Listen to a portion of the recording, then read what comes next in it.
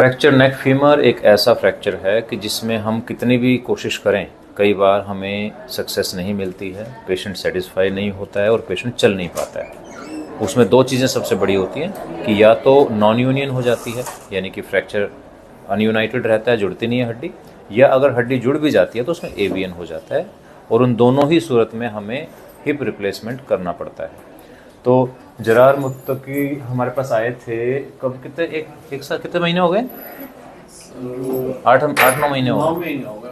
9 महीने पहले हमारे पास आए थे। सबसे पहले इनका हुआ था फ्रैक्चर नेक फीमर। इनका कहीं और पर सर्जरी हुई थी और ये इनका इम्प्लांट डाला गया था, but you can see that there is a clear gap. ये गैप आपको दिख रहा है सारा दोनों बोन्स के बीच में। तो जब इस तरह की पिक्चर रहती है तो इसका मतलब होता है कि हड्डी नहीं जुड़ रही है। और ये ऑपरेशन के 5 महीने बाद की फोटो है। जी सर, ठीक कह रहा हूँ मैं? जी। तो इसका मतलब हड्डी नहीं जुड़ रही है। तो इसमें कोई ज़्यादा परेशान होने की ज़रूरत नहीं है। 50% लोगों में ऐसा होता है जी। तो इसमें ऑपरेशन गलत नहीं हुआ आपका। जो डॉक्टर साहब ने ऑपरेशन किया था वो ठीक किया था। तो फिर हमने इनका ये हिप रिप्लेसमेंट किया है नॉन सीमेंटेड, और इसमें हमने कोई भी स्क्रू नहीं डाला है। It was by MIS technique. और अब आप देख सकते हैं यहाँ पर भी कैल्शियम आ गया है। तो ये बिल्कुल एक परफेक्ट एग्जांपल है कि अगर नॉन यूनियन होती है तो कैसे इलाज करना है। तो अभी कितना चल फिर पा रहे हैं? ज्यादा तो नहीं चलता है, जरूरत है असल नहीं है, कोई हमारा काम ऐसा नहीं। मतलब जितना चलना चाहो तो चल लेते हैं। हाँ, अब 4 किलोमीटर हम चल लेंगे। ठीक है। सीढ़ी वीढ़ी चढ़ना, जीना उना चढ़ते हैं, उतरते हैं दिन भर में 3-4 बार। बाइक स्कूटर कुछ ना वो सब नहीं चलाते हैं। नहीं चलाते हैं। वो ऐसे है ही नहीं मेरे पास। जी, नीचे बैठना शुरू किया? हाँ, नीचे बैठते हैं। बैठ कर दिखाएं एक बार हमें। बड़े आराम से बैठे हैं। हाँ, इस तरह जो बैठ जाते हैं। बाकी जो थोड़ा सा जो घुटने में तकलीफ होने घुटने में से खड़ भी आवाज जरा आती है। जी जी जी।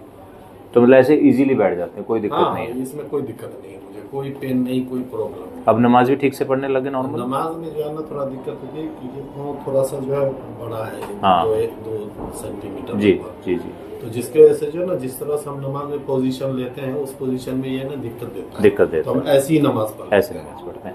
अब बात करते हैं कि क्यों लंबा है पैर। तो ये भी दिखाते हैं आपको।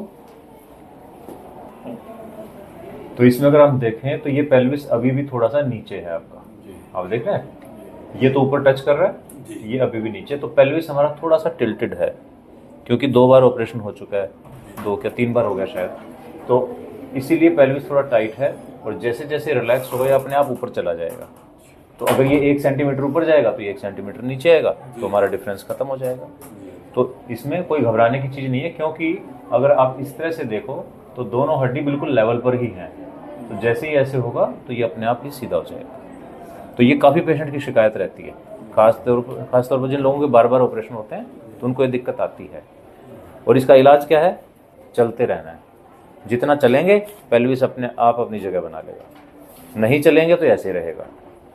तो आपके लिए डेली 2-3 किलोमीटर सैर करना जरूरी है। ये समझो कि वो आपकी दवाई है। ठीक है। Thank you very much.